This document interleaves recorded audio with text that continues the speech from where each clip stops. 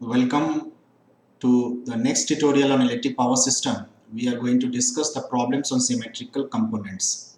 So let us revise the important formulas that will be used to solve this tutorial. We know that the zero sequence, positive sequence and negative sequence component for any particular phase. So here we have chosen the phase A can be obtained using one of the matrix multiplied with the phases. So VA, VB and VC represent the voltage of the three unbalanced phase. So the matrix here is 1 by 3 multiplied with some matrix. So the matrix elements are having elements 1 and a square. So here A represent a constant which is equal to e to the power j 120 degree, that is equal to minus half plus j under root 3 by 2. Now if given the positive, negative and zero sequence component can be obtained a voltage VA, VB and VC. So we can obtain the voltage VA, VB and VC, that is the voltage of the unbalanced phase, by taking the inverse. So here it will be this matrix multiplied with the components of zero sequence, positive sequence and negative sequence. We have to remember these three formulas in order to solve the problems on symmetrical components. The voltage, first problem that we are going to deal is the voltages across a three-phase unbalanced load are, so the voltages of VA, VB and VC are given. We can see that the magnitude of the voltage is 300 here, it is 360 here and 500 here. So it means that, and it is the voltage of the unbalanced load. So it is unbalanced system because the magnitude of the voltage is different. The angle is 20 degree, 90 degree and minus 140 degree respectively. Determine the symmetrical component of voltage. Phase sequence is given to be ABC. Why the phase sequence is required? So that we understand how this phase is revolved. So the phase sequence is ABC and the voltage of three unbalanced phases are given. So we have to determine the symmetrical components. So we know that the formula for symmetrical component is VA0, VA1 and VA2 related with respect to the phase voltage VA, VB and VC with this matrix. Now we can expand this matrix to determine the value of zero sequence, positive sequence and negative sequence component in terms of the voltage phasor, unbalanced voltage phasor VA, VB and VC, where we have to resolve the other phases voltage in terms of VA.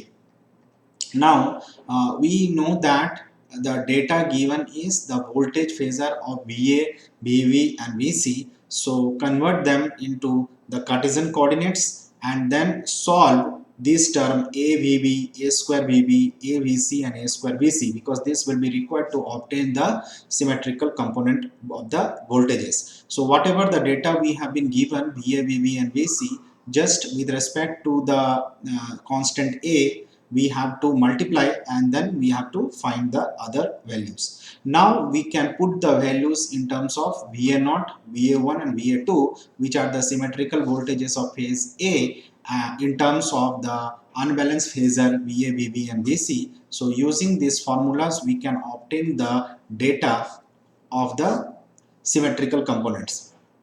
Now we know that the symmetrical component of the zero sequence component of A phase, B phase and C phase will be equal.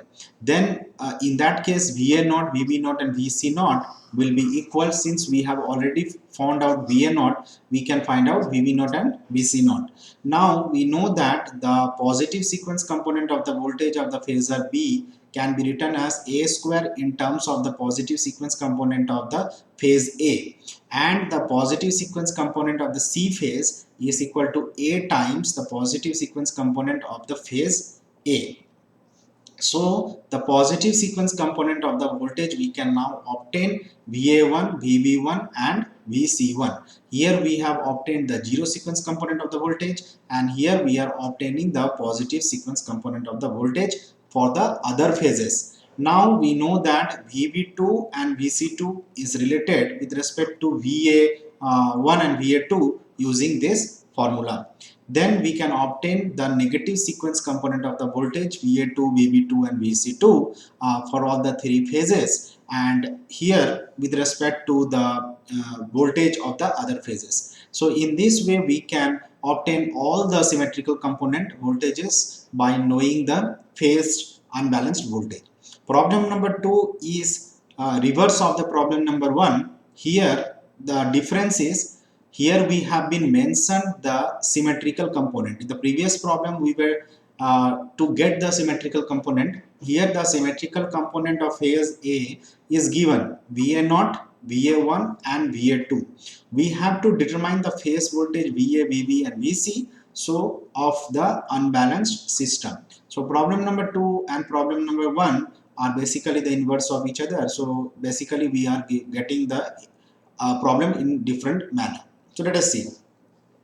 So in the revision of the formula we have seen that the voltage of phase A, B and C is related with the voltage of the symmetrical component, zero sequence, positive sequence and negative sequence for any particular phase A with respect to this matrix. Now you expand and find VA, VB and VC. After that, the data that is given to us is in terms of VA0, VA1 and VA2.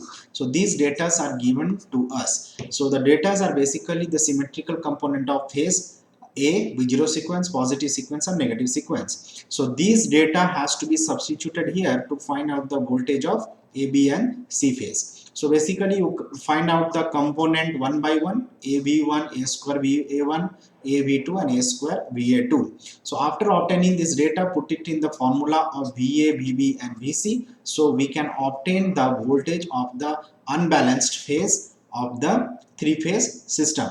So in this way we complete the tutorial on symmetrical component, and this symmetrical component is very helpful in dealing with the unbalanced system, which will be used to obtain the sequence network, and then it will be used for the fault analysis. Thank you.